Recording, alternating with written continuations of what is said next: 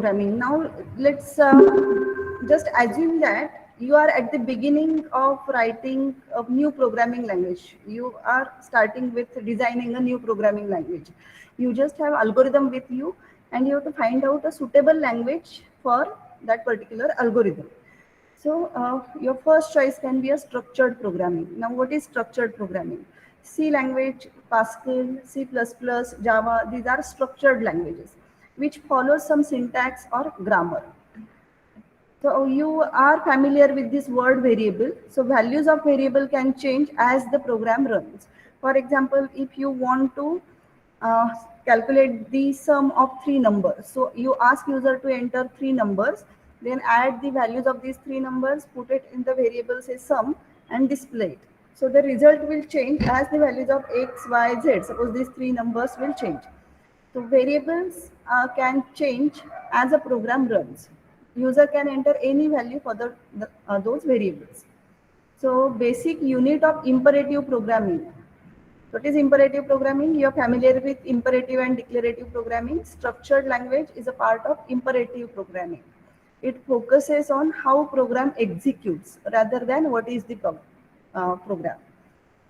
So it is nothing but these are actions and which can change the value of variable. So what are the actions which can change the value of variable?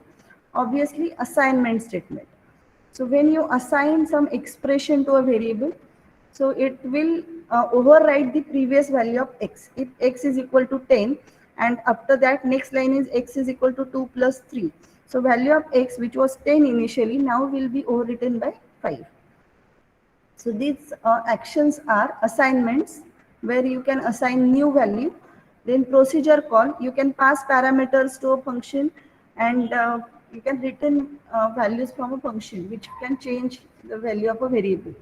For example, read x, here read and write, these are the functions. You can assign array to a variable, array value to a variable, or variable value to an array, any element. So assignment statement is used basically to save the result or modify the value of variable.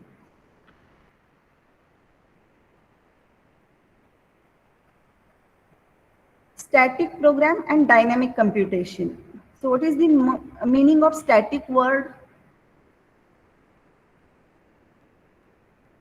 What is the difference between static and dynamic? Static means that do not change. Correct. So whenever you write a program, your program is static. Program is not going to change, but the computations, the output, and the part of the program which will run and which will not run, depending upon the computations or runtime values or variable values. That's why it is called dynamic computations. Your program is static because once it is written, it is compiled, it is translated, it is ready to run. So the instructions or the statements that you have written in your program, whether it is Python program or Java program or C program, it will not change. But the computations will change at runtime. Suppose you have if loop and if part will execute if condition is true, else part will execute if condition is false. So which part will execute, it depends upon what is the value in the condition, what are the variables. So that's why it is called dynamic computations. Program specify computations. Program, what is a program? Program is set of instructions to perform some computation. So program specifies computations. A sequential computation consists of a sequence of actions. So you can write a program as set of instructions, as in that these are three instructions. Write ln 1 comma 1 into 1, 2 comma 2 into 2, 3 comma 3 into 3. Now write ln is a Python function which is similar to printf function in C language or system.out.println in Java. So it is just to display 1 and 1 into 1 which is 1, 2 comma 2 into 2 that is 4. So output of this these three lines will be 1 comma 1, 2 comma 4 and 3 comma 9. But can we replace these three instructions with one for loop? For I from 1 to 3, do write ln 1 I comma I into I. So initially value of I is 1. In next iteration it will be 2. In next iteration it will be 3. So it will display the same output of 1, 1, 2, 4, and 3, 9. So here we know how many repetitions are there. These are 3 repetitions, 1, 2, 3. So we can run this, you can choose a for loop which will run from 1 to 3. But if repetitions are not known, you didn't know how many times you have to repeat that loop. For example, suppose you want to read data from a file till end of the file. You have to read it and display it. So in that case, you didn't know what are the number of lines in that file or what is the size of file. So here, instead of for loop, it's better to go with a while loop. While there is an input, while it is not end of the file, do something, read data and display it. So if number of repetitions are not known, you can choose while loop. So why you are able to choose for loop or while loop? Because language has provided you this type of constructs. These constructs are supported by that particular language. That's why these constructs are important. So language should give you a choice whether your multiple types of loops should be allowed or to be used. C also allows you to use do while loop, or you have switch case statements, you have nested if else statements. So these are all programming constructs. So what we have seen, program is static but dynamic. Computations are dynamic. Program is nothing but the set of instructions. You can write it in a sequence, or you can write as a iterative statement like for loop or while loop. So the text is static in a program. Whatever you type, your source code, .file, .java file, .c file, .python file, these are static programs. But the computation is dynamic, which occurs every time a program runs. So whenever you run the program, you ask user to enter input, you do some computations, you display output. So all these statements will change depending upon the value of a variable.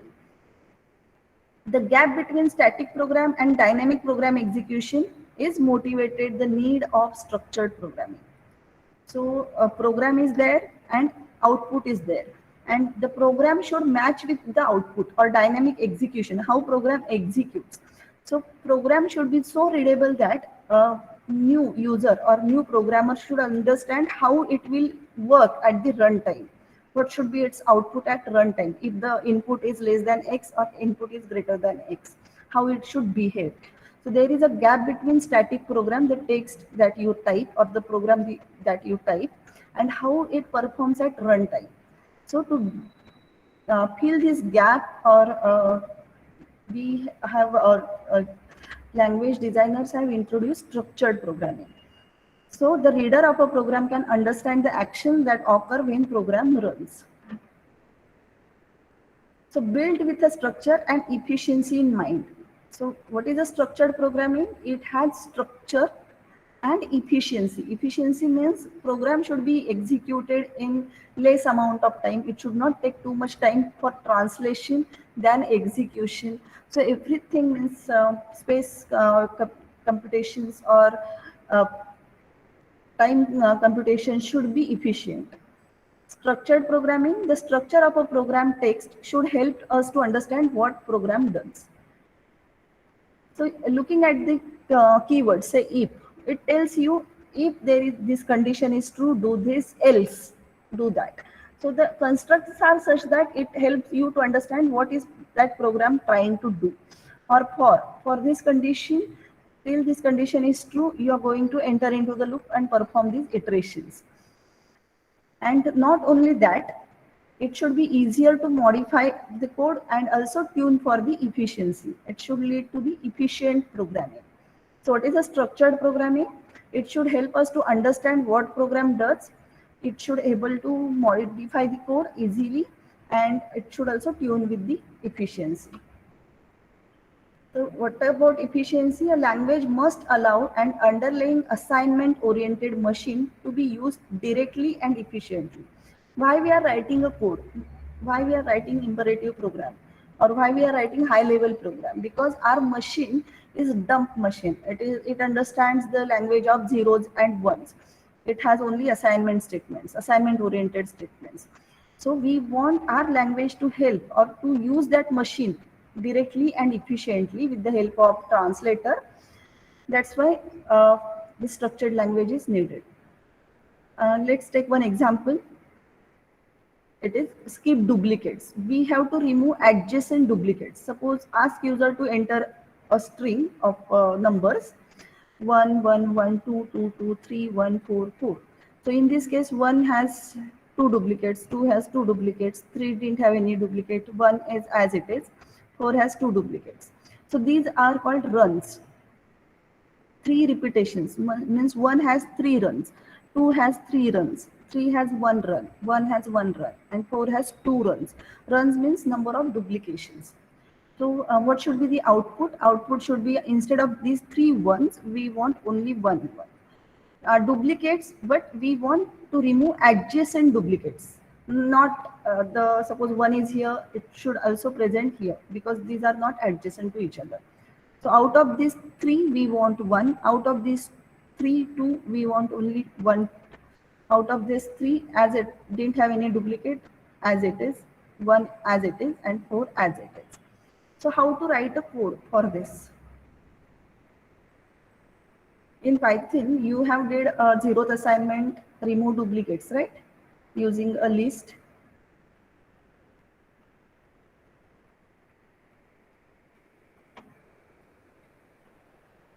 What was the algorithm? How to go with this? Actually, algorithm is on the slide itself. Read element in X. X is a variable. You have to read element first. So when you read it, you didn't know whether it is duplicate or not. So just write it. Write is like printf statement. So read element and display it. And then skip. What we have to skip? Next elements till you get same element, which is duplicate of X.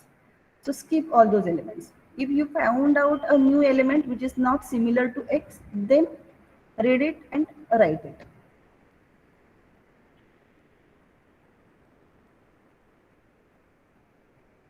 So algorithm says read element X, say 1, write it, so display it, and next step is skip past duplicates of X. So till you get element which is similar to 1, just skip it, and again this new element which is not equal to X, then you assign it to X and continue. Invariants in program design. So invariants are key concepts for designing imperative programs. So invariants relate program and computations and tell about the property of its computation. So invariants are the constructs which help us to relate between what we have written, a text, that is a program, and how it is going to execute, that is the computation. So how computation executes in a program, it is explained with the help of invariants. So programming language design must deal at some level with program design. So this is theoretical, and just concentrate. It may look like confusing statements, but you have to understand the meaning between the lines, what exactly this line want to tell you. Programming language design. What is programming language design? Means language constructs that you are going to use, if loop, for loop, while loop, variables, etc. Must deal at some level with program design. Program design, that means your program, your algorithm, your project. So your project and the programming language constructs should match with each other.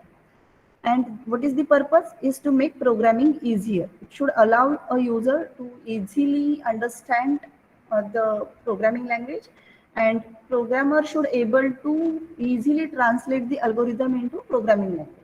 In both way, programming language should help a programmer, and programmer also should write a program using efficient use of programming language constructs. So an invariant at some point is a program, is an assertion that holds whenever the point is reached at runtime, that is whenever control reaches at that point. So assertion means it can be true or false. For example, this is a condition, if X is greater than 0. So it relates with values of X and Y. If X value is 10, Y value is 5, so this result of X greater than Y is true. and it will execute true part. If x is 3 and y is 5, this condition is false and it will execute else part. So this is the assertion which is true or false condition about the state of the computation. So this computation state is calculated at runtime. Means when you write a program, you have to consider both the cases. If x is true, what program should do? If x greater than y is true, what it should do, and what it should do if this condition is false. But at runtime, it will execute either true part or false part, not both at the same time. So here in this example, the x greater than y, which relates with the values of x and y. So again, this line is important. Rather than writing a program and retrofitting invariants, so first you write a program and then check how it runs. Instead of that, it is best to start with invariants and use them to design a program. So it's always better, you should know the language very well, what are the properties of the language, what are the attributes of the language, and what are the strengths of the language, and you should use it for designing your program. A program to removal adjacent duplicates can be designed as, so this is a code now, this was our algorithm. Read element x, write x, and skip past duplicates of x. Now let's continue with this example and check how we can convert this pseudocode or algorithm into code. So read x is like our scanner class. We are accepting input from the user, or cin statement or scanf statement. So read x. So whatever the input is, you will first read it into x. X is not the end of the string. It is not the end marker. Do, then begin. This is the syntax of while loop in Pascal. Our syntax is while in bracket condition and opening and closing curly brace. In Pascal, we have begin and end, means start of the loop and end of the loop. So it is not the end marker, so it is the first element of a run. Run means duplicates. So write ln x means print x. So if it is 1, 1, 1, so first one we have printed it. Repeat, we have to continue. Read next means if we read next, next is also 1, and we'll check if next is not equal to x, still we'll continue with this loop. So loop inside a loop. So it will skip next one, and if whenever you read 2, now next has 2 which is not equal to 1, x has 1 value, till you will skip all those duplicates values 1, 1, and then you will assign 2 to 1 or 2 to x, and you will continue. Again, x is not end the marker, display it and check whether it is repeated again. So let's see how we can dry run it.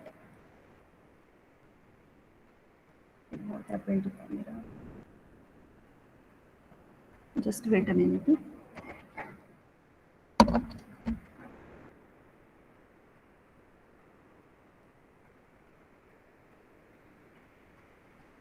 Board is visible?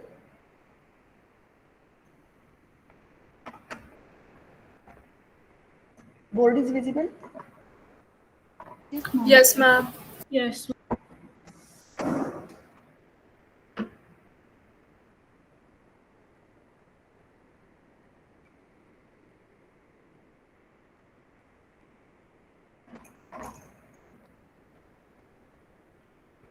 Take one screen. One.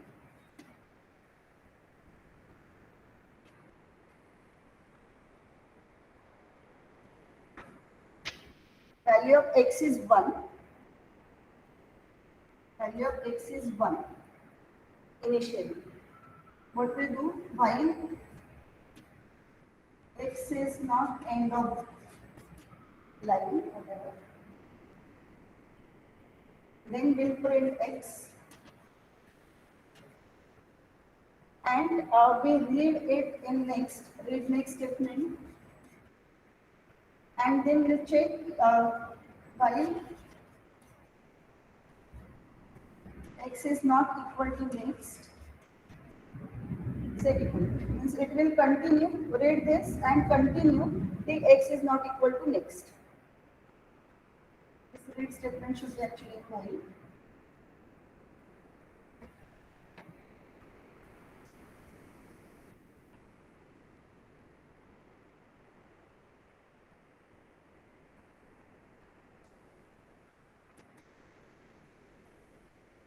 Excuse me, ma'am.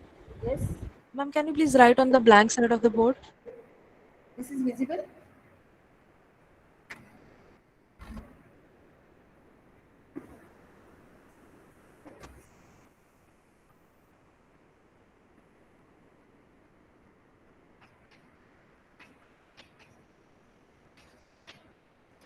Suppose this is your input stream, and we have to read this one by one into x. And while uh, or you can read it into array, and while x is not equal to end of the string. First thing you have to do is print x, print x. Then again read next statement into the next. Next is equal to read. And you check whether x is not equal to next. While x is not equal to next, you will skip. And when you found out x is not equal to next, then you'll assign x is equal to next. And then continue with it. So initially value of x is 1. Value of x is 1. So we will print it. Then next value is again 1. So it is equal to x. So it will skip. Control will go to the next. Again 1, which is equal to x. So skip it. Then it will read 2, which is not equal to x. So it will come out and assign this 2 value to x. And we will in the loop. 2 is not end of the string. So it will print it. So it will print 2. Again, I will read next, which is equal to 2. So skip it. Then it will read next, which is 3, which is not equal to 2.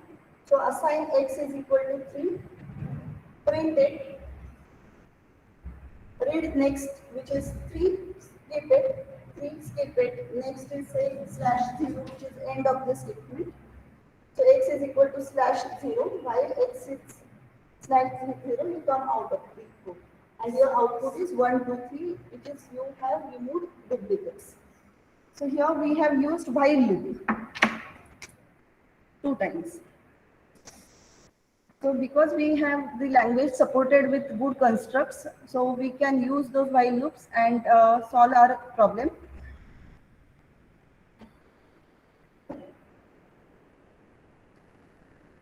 So instead of writing a program and then fitting it with the invariants, first check what are the invariants. Note that invariants are nothing but language constructs. What are the powerful constructs that language has, and you have to make use of those powerful constructs.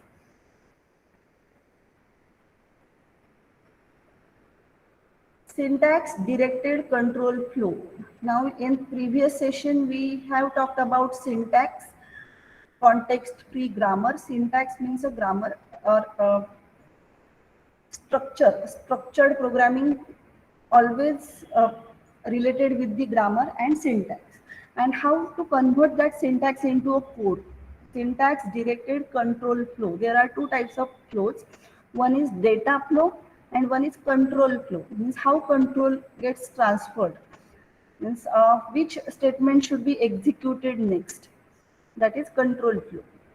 And data flow is what should be the value of that particular variable at particular program point. So we are talking about control flow, which is syntax directed. Means depending upon the syntax of your program, how control will flow, means which instruction will execute next. Structured statements are by definition single entry and single exit. So if you see any function, you call a function that is entry point and you return from the function that is exit point. So every function or statement should have single entry and single exit. So structured control flow, a program is structured if a flow of control is which instruction is executed next. For example, in case of while loop, when you reach at the end of while loop, it will not execute the next instruction. If the condition is true, it will start again from the beginning of while loop. Like here, after x is equal to next, Next statement will be executed as write ln. Then this, till this condition is true. So this is a control flow. You are in a loop till this condition is true. Once this condition is false, you will come out of the loop. How control gets transferred from one instruction to another instruction. So program is a structured if the flow of control through a program is evidence of syntactic structure of a program text. So whatever you have written, in the same way, if your program is executing, that means your program is structured program. For example, statements, composition of statements. Control flows sequentially through the sequence of statements. Suppose these are the statements: temp equal to x, x is equal to y, and y is equal to temp. When you swap values of x and y, these are the three statements executed sequentially. ऐसा नहीं होता कि temp से इधर आ गए control. So control of a program is sequentially executed for simple statements. But if it is a condition statement, expression, if it is a if loop, so if this expression is true, then this statement will execute. If this expression is false, then this statement will execute. And at the end, rest of the code gets executed. So again, there is a single entry and single exit. But this control depends upon the runtime values of the variables which are used in this expression. So this is how you can show control flow. Control can flow this direction or this direction, but there is single entry and single exit. There are different types of statements available in different programming languages. These are the statements available in Pascal, shown in the form of BNF rules. So what is a statement? Statement is assignment statement. Expression is equal to expression or a name. Name is a variable. Let me explain you with examples.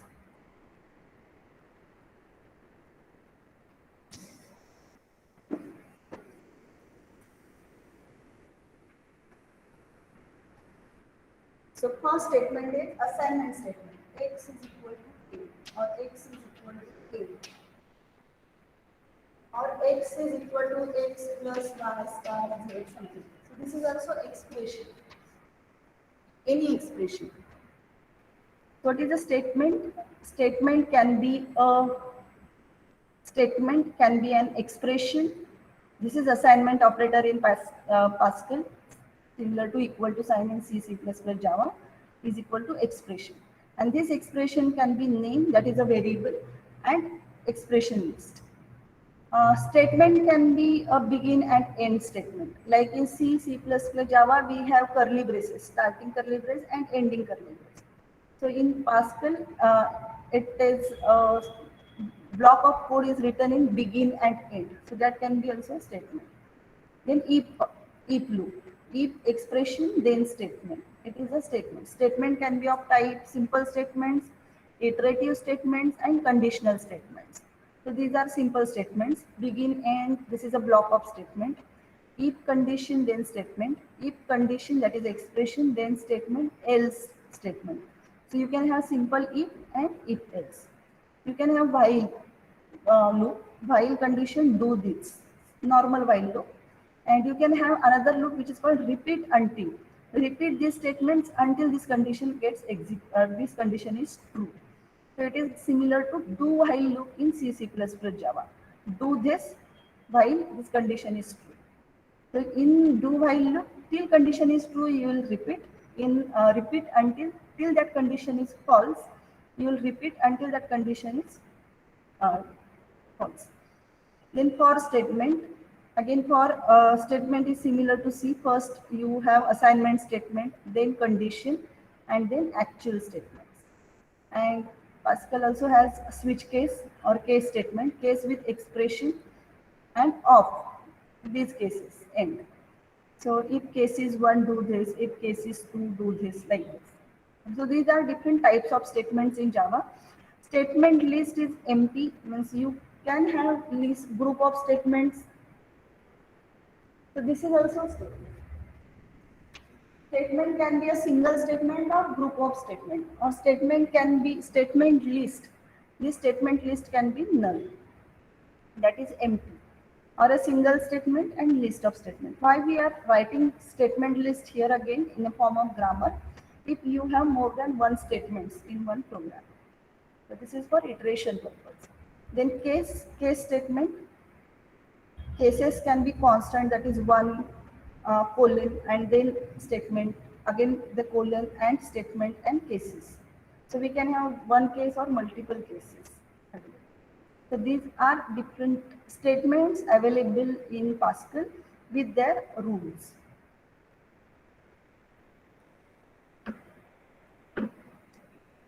The selection statement, or it is also called conditional statement. The condition statement selects one of the two alternative substatements for the execution.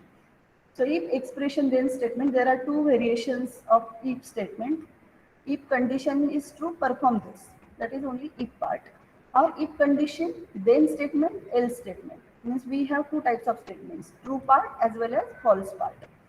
So entry, you check the condition. If the condition is true, perform these statements, otherwise these statements, and exit. So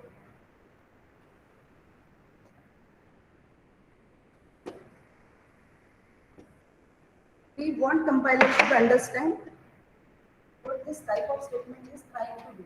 If A less than B, if we have to perform x is equal to y plus 1, z is equal to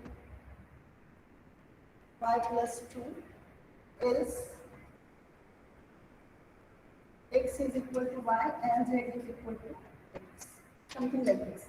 So we have these statements, this is our program, and we want to convert it what compiler understands. So this is complete statement S. S goes to if condition then statement. This is S1 and this is S2. So if and this is expression. If expression then statement else statement. Now this statement, after this statement is executed, where the control should go? Should it start with else or it should come out of the loop? Out of the loop. Correct. So this control should come out of the loop. And if this condition is true, it should enter into the loop. If this condition is false, it should enter here. And after this, it should continue with it. So this is the flow of control. How control flows. If this condition is true, solve this, and after end of the last statement, jump outside the loop. And if this condition is false, go to the else part, complete these statements and continue with the next. These instructions are given by a syntax to a compiler, which is called syntax directed translation. So statements can be a simple statements, block of statements, conditional statements, and iterative or looping constructs. Looping constructs are called iterative statements. So there are two types of looping constructs. One definite, when you know how many times you want to repeat it, I less than 3, I less than 5. You can go for loop. If it is indefinite, you didn't know the terminating condition till end of the string, till end of the file, or whatever, till user keeps entering, and you can put when user enters dollar or when user enters end string, then you have to stop. So when it is indefinite, you can go with while loop or do while loop or repeat until in case of Pascal. And there are again selection statements, case statements. So we have case constants and these appears in any order. So if case is 1 and 1 you have written at the end, case 1. So it will directly jump to that particular case. It will not go into the case 2, 3, 4, 5. The case followed by a constant, it will match whatever user entered. If you have written a menu driven program and you want to display output at case number 1. And in my program, I have written case 1 at the end, but the program will execute that particular case statement. So this is how it executes case expression of E. So if this value of E is 1, it should execute statement 1. If this E is 1 colon, it should execute S2. And if this value of expression result in 121, it should execute S3. This is a program. This is from your source code. Okay. But what compiler will understand this one? This is called intermediate code. What compiler does? Compiler translates your program into intermediate code. So it will first assign n is equal to e. Whatever this expression, the result is stored in intermediate variable, or in this variable is not known to the user. This is system variable. And then it will check if n is equal to 1, then execute s1. Else, if n is equal to 1, then go with s2. If n is equal to 121, then s3. This is translated by a compiler in the language what machine understands. Again, this is translated to machine level. This is intermediate level. But you should know how your program gets translated by a compiler. So this is how control will flow. It will first execute the expression. If this condition is true, it will perform the true part. If this condition is false, it will go to the else part. If it is false, it will jump outside the loop. It will translate for capital S and go back to the condition. Here you will understand it better. So if expression then statement. So this is a complete statement, if statement. Then this is a code for E.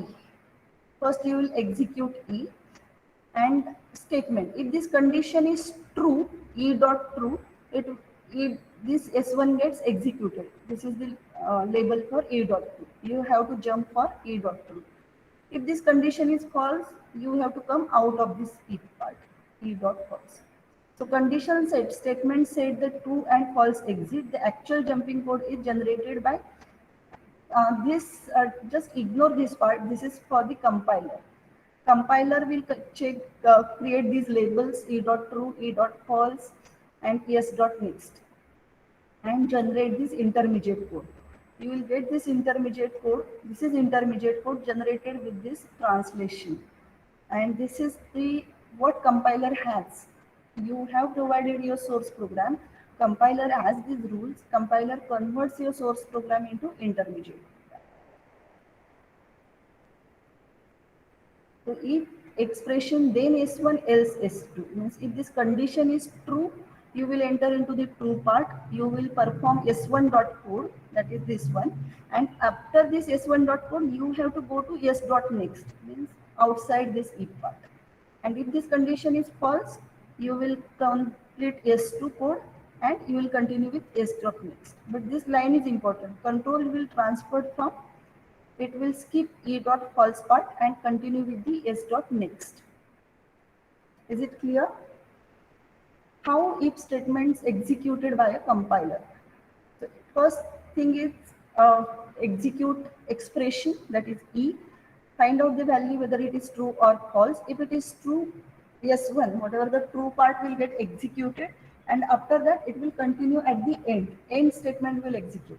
It will skip that else part. But if the condition is false, it will skip true part. It will jump directly to E dot false and continue with the next statement. Loop statement. How loop statements execute?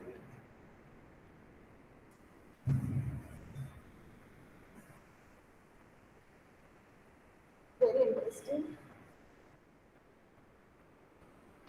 While A less than B,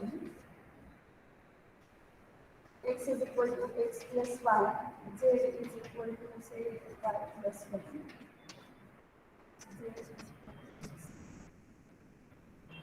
Yes. So how this statement will execute? So first we'll check this condition. If this condition is true, you will enter here. We will execute this, and after execution till here, again control should go to checking the condition. So this after the end of S, this is statement. Yes goes to while expression and S1. S1 is this statement, while. And this is yes dot next. Next statement after while. these statements, whatever the statements after while loop, should start with s dot next. So if the condition is true, you should know this is s dot begin. These are just the labels we can put. You can write L1, L2, whatever. S dot begin is start statement from the loop. So if the condition is true, go to s dot begin, else go to s dot next. First statement is if the expression condition is true, go to s dot begin, else go to s dot next. Now s dot begin, you will execute these statements, and after execution of this statement, what should be here? Go to s dot begin. Next statement is again you will go to s dot begin, and if this condition is false, go to s dot next. So s dot begin is start of the while loop. You will check the condition. If condition is true, s1 dot code. If this condition is false, you will come out of the loop. And after end of the s1 dot next, if s dot begin, go to s dot begin. You will again start from condition. Check the condition. Condition is true. Continue with s1. Go to s dot begin till this condition is false. When the condition is false, come out of the loop. So we know we use while loop, we use for loop, but how it executes at the back end, how compiler translates it to the intermediate code and target code, that is interesting. It will create a label s dot begin, then e dot true, then e dot false, which is s dot next, s1 dot next. End of this s1 is again e dot false or s dot begin. So don't worry about this, whatever written in orange color, just concentrate on while and this, how it executes. This is the control flow, how the statements get executed. Can you write or can you draw this graph, or can you tell me the sequence of execution of for loop? Now I have explained you while loop and if statement and case statement also.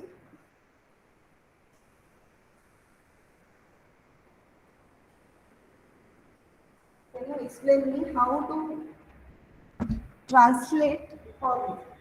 Yes goes to for. Now in for we have three conditions. I hope it is visible. For E1 is expression 1, E2, E3, and S1. Example is for I is equal to 0, I is less than n, I plus plus, print I. So which statement will be executed first? What should be the flow of execution of this for loop?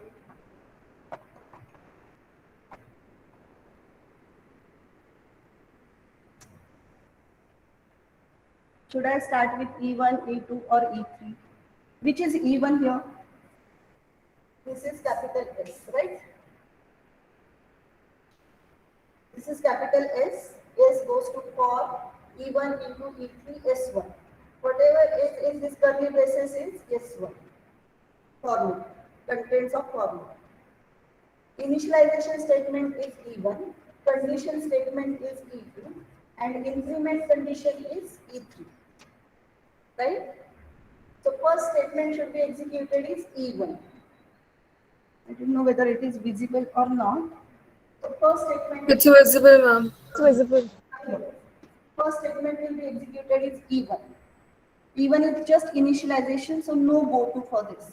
So you will execute E1, that is I is equal to 0.